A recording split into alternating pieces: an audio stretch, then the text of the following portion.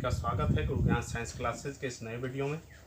आज हम आप लोगों के समक्ष पढ़ाने जा रहे हैं थेल्स प्रमेय, जो कि 10वां का बहुत ही ज़बरदस्त टॉपिक है। VVI क्वेश्चन है, एग्जाम में बार बार रिपीटेड होता रहता है। थेल्स प्रमेय का दूसरा नाम आधारभूत अनुपातिकता प्रमेय भी है। तो सबसे पहले किसी भी प्रमेय को सिद्ध करने के हम स्टेप को देखेंगे। सबसे पहला होता है उसका स्टेटमेंट, जिसे हम साधारण कथन कहते हैं। स्टेटमेंट के बाद हम उससे दिए हुए बातों को हम बाहर निकालते, गिवन डेट या फिर हिंदी में लिखते हैं दिया हुआ है। तीसरा चरण होता है थर्ड स्टेप हमारा, जो हमें प्रूफ क्या करना, we have to prove that, हमें सत्यापित क्या करना है। और चौथा सवाल के हिसाब से जिसमें हमें आवश्यकता होती है कंस्ट्रक्शन की क्रिया करते हैं, हम कंस्ट्रक्शन करते हैं।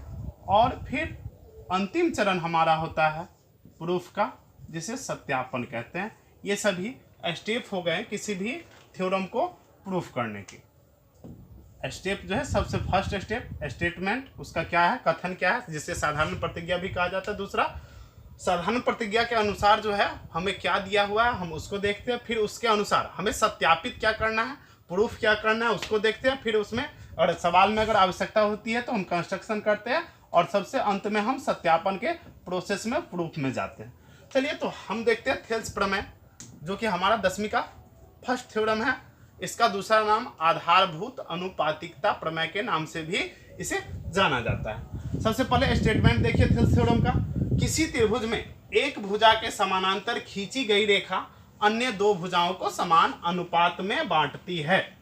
किसी त्रिभुज में, तो मान लेते हैं हम ABC एक त्रिभुज है, जिसमें भुजा BC, जो भुजा है उसके समानांतर एक रेखा खींची गई है DE, जो क्या करती है, हमको इसे समान अनुपात में बांटते हैं। यानी AD बट्टा DB बराबर AE बट्टा EC, ये हमें सत्यापित करना है। इसमें कह रहा है किसी त्रिभुज में एक भुजा के समांतर खींची गई रेखा अन्य दो भुजाओं को, तो समानांतर खींचेंगे एक भुजा के समानांतर, वह करेगी क्या, तो अन्य दो भुजाओं को समान अनुपात में बांटेगी। तो हमने इसे क्या दिया हुआ है, हमने एक फिगर बनाया। ABC एक त्रिभुज है जिसमें भुजा BC के समानांतर एक रेखा खींची गई, DE समानांतर BC खींची गई है। जो त्रिभुज ABC की भुजा AD को क्रमशः बिंदु D पर काटती है और AC को बिंदु E पर जो है काटती है। तो हमें सत्यापित करना है, we have to prove that AD बट्टा DB बराबर AE बट्टा EC, AD बट्टा DB बराबर AE बट्टा EC हमें सत्यापित करना है। चलिए तो हमारा स्टेटमेंट हो गया, क्या दिया हुआ हमने उसको लिख लिया। इसके बाद हमें प्रूफ क्या करना है, सत्यापित क्या करना है। तो AD बट्टा DB, जो अनुपात AD का होगा उतना ये बड़ा AE का होगा, जो DB का होगा वही EC का होगा। ये दोनों अनुपात समान होंगे। यही थेल्स प्रमेय का स्टेटमेंट है, साधारण कथन है। चलिए अब चलते हैं हम चौथे चरण कंस्ट्रक्शन की ओर। हम क्या करेंगे, तो D से DM और E से EN कंस्ट्रक्शन मतलब रचना जिसे कहते हैं हम। बिंदु D से DM तथा E से EN क्रमशः, DM हमने खींचा AC तथा EN खींचा AB पर, AC तथा AB पर लंब खींचा, AC तथा AB पर लंब खींचा। फिर क्या करेंगे, हम B से E को और C से D को मिला देंगे।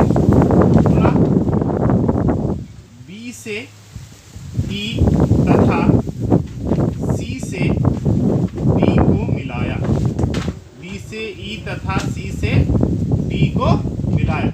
हमारा कंस्ट्रक्शन का कार्य यहाँ पे खत्म हो जाता है। देखिए थेल्स प्रमेय के सत्यापन के लिए हम क्या करते हैं, तो त्रिभुज ABC में, किसी भी त्रिभुज में तीन भुजाएं, त्रिभुज ABC की तीन भुजाएं AB, BC और AC। इसमें हम एक बार क्या करेंगे, तो जो भुजा AB है इसको हम आधार मान करके, यहाँ देखिए DE जो है वह त्रिभुज ABC को जो दो भागों में बांट देती है।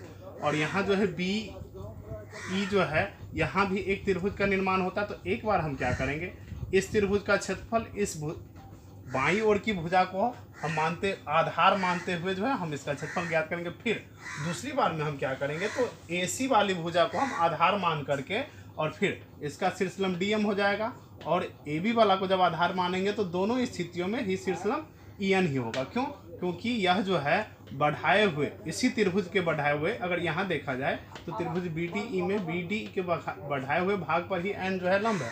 उसी तरह से इसमें देखिएगा तो त्रिभुज CDE में यहाँ देखिए CE या फिर EC कहिए, इसी के बढ़ाए हुए भाग पर जो है M लंब डाला गया है। तो हम क्या करेंगे, इसमें पहले त्रिभुज AD का क्षेत्रफल निकालेंगे और एक बार जो है आधार हम लेंगे किसको, EN को ले लेंगे। फिर हम त्रिभुज BDE का क्षेत्रफल निकालेंगे और इसका आधार जो है DB हो जाएगा और लंब इसमें EN ही रहेगा। फिर यही काम हम दूसरी ओर करेंगे।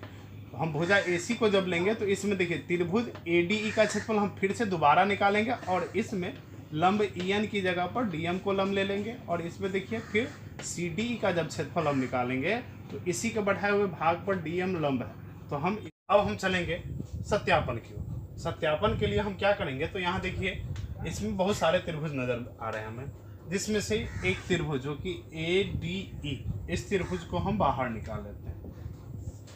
यह एक त्रिभुज है AD और E, और इसमें देखिए EN एक लंब है, EN एक लंब है, AD एक त्रिभुज है और जिसमें EN लंब जो कहाँ से है, तो हमने कंस्ट्रक्शन में इसको दिया था। आप जानते हैं जो त्रिभुज का क्षेत्रफल बराबर होता है, सूत्र होता है हमारा 1/2 गुने आधार गुने शीर्षलंब, आधार गुने शीर्षलंब, या ऊंचाई भी जिसे कहते हैं या लंब भी हम कहते हैं। तो यहाँ देखिए हमारे पास त्रिभुज ADE में, त्रिभुज ADE में देखिए लंब किस भुजा पर डाला गया है, AD पर। तो AD जो हो गया वह हो गया त्रिभुज का आधार हो गया। AD क्या हो गया, त्रिभुज का आधार। शीर्षलंब क्या हो गया, तो शीर्षलंब हो गया EN। इसलिए त्रिभुज ADE का क्षेत्रफल, त्रिभुज ADE का क्षेत्रफल बराबर 1/2 गुने AD गुने EN, यानी 1/2 गुने आधार गुने शीर्षलंब। तो आधार तो हमारा AD है और शीर्षलंब हो गया EN, 1/2 इंटू AD गुने EN। यह हो गया त्रिभुज ADE का क्षेत्रफल।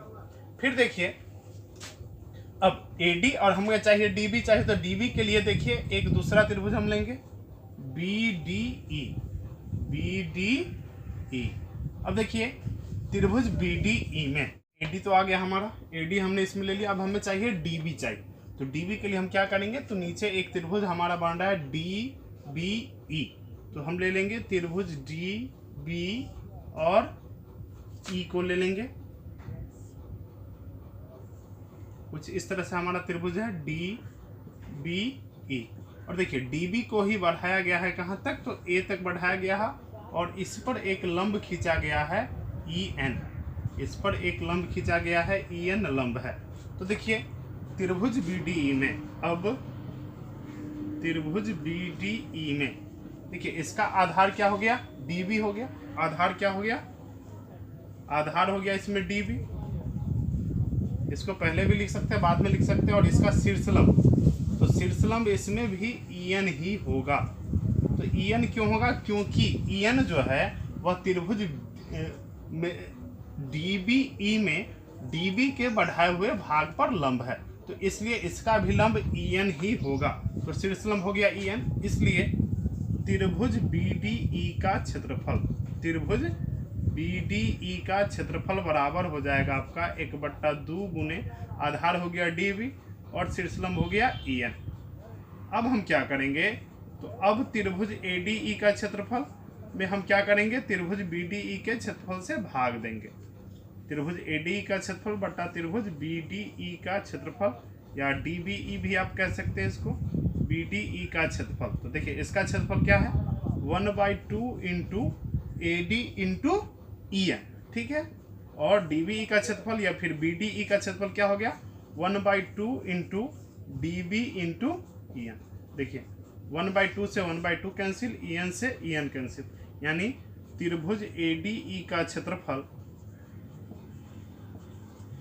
बटे त्रिभुज BDE का क्षेत्रफल बराबर हो जाएगा आपका AD बट्टा DB। इसको मान लेंगे हम समीकरण 1। फिर देखिए इसी तरह से हम फिर से इसी काम को हम इस साइड से करेंगे। देखिए इस भुज अभी हमने भुजा AB को लिया, फिर ऐसे ही त्रिभुज ADB में चूंकि DM लंब है AE पर, तो इसी प्रकार साबित किया जा सकता है, इसी प्रकार साबित किया जा सकता है कि इसी प्रकार साबित किया जा सकता है कि अब हम दूसरे तरफ के भुजा को ले लेंगे। त्रिभुज ADE का क्षेत्रफल, त्रिभुज ADE का क्षेत्रफल, और इसमें देखिए इसमें BDE बन रहा था और इधर जो बन रहा है वह है CDE या DCE भी कह सकते हैं। तो त्रिभुज CDE का क्षेत्रफल और बराबर हो जाएगा क्या, ऊपर में आ जाएगा इसमें AE और नीचे में आ जाएगा EC। यह हो गया समीकरण 2। अब देखिए जब हम इस फिगर को सही से देखते हैं, गौर से देखते हैं, तो हमारा फिगर जो है इसमें देखिए ये नीचे वाले त्रिभुज को देखिए, त्रिभुज DBE और CDE या फिर DCE, DBE और DCE दो त्रिभुज जो हमारे पास है, इसको अगर हम गौर से देखें तो यह दोनों देखिए DBE और CDE, DBE और CDE, यह दोनों देखिए एक ही जोड़ी समांतर रेखा DE और BC के बीच स्थित है। जबकि देखिए DE जो है त्रिभुज DBE का भी भाग है और CDE और CDE दोनों का आधार एक ही है DE, और यह दोनों एक ही जोड़ी समांतर रेखा DE और BC के बीच में स्थित है। और नौवीं में हमने प्रमेय पढ़ा था, जो अगर कोई त्रिभुज का अगर दो त्रिभुज का आधार अगर सेम हो और वो दोनों अगर एक ही जोड़ी समांतर रेखा के बीच स्थित हो तो उन दोनों त्रिभुज का क्षेत्रफल समान होता है। तो इसलिए त्रिभुज BDE का क्षेत्रफल बराबर होगा त्रिभुज CDE का क्षेत्रफल। त्रिभुज BDE का क्षेत्रफल बराबर होगा CDE का क्षेत्रफल।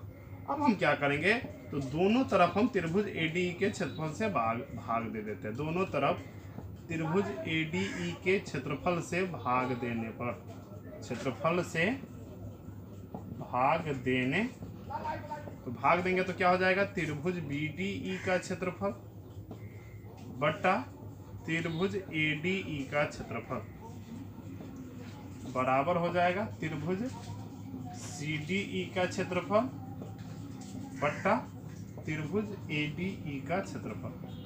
अब देखिए हम क्या करते हैं, इसको पलटी मार देते हैं, सीधे व्युत्क्रम कर देते हैं, उल्टा देते हैं। त्रिभुज ADE का क्षेत्रफल बटा त्रिभुज BDE का क्षेत्रफल और बराबर हो जाएगा, देखिए यहाँ जो हमने त्रिभुज ADE के क्षेत्रफल से दोनों में भाग दिया तो इससे कोई मान में फर्क आने वाला नहीं है, क्योंकि हमने दोनों तरफ किया। त्रिभुज ADE का क्षेत्रफल से त्रिभुज ADE का क्षेत्रफल कट जाएगा, तो इस तरह से भाग देते तो इससे सवाल पे कोई असर नहीं पड़ता है। इसलिए यहाँ फिर हो जाएगा त्रिभुज ADE का क्षेत्रफल और बट्टा त्रिभुज CDE का क्षेत्रफल। अब देखिए यहाँ समीकरण 1 में त्रिभुज ADE का क्षेत्रफल बट्टा त्रिभुज BDE का क्षेत्रफल, इसका वैल्यू कितना है, AD बट्टा DB, AD बट्टा DB।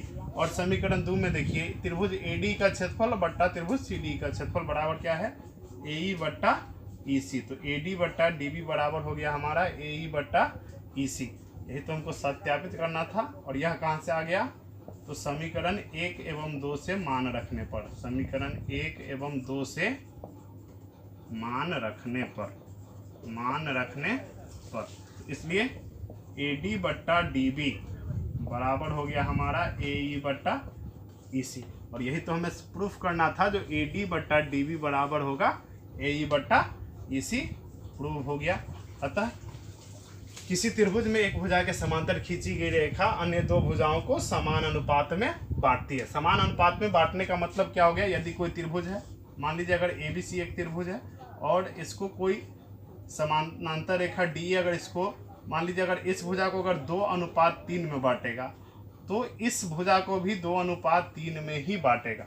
अगर इसमें देखिए अगर ADE में और यह अगर 3 है और यह 2 है तो यहाँ भी 3 और 2 ही होगा, इसमें कोई अंतर नहीं आ सकता। अनुपात इसका सेम ही रहेगा, यह भी इसका अनुपात 2/3, तो इधर भी 2/3 ही रहेगा। जितना AD/DB का मान होगा उतना ही AE/EC का मान होगा। और यह बोर्ड में जो है 10वीं बोर्ड के लिए बहुत ही VVI है, इसको जो है अच्छे से आप लोग देख लीजिएगा।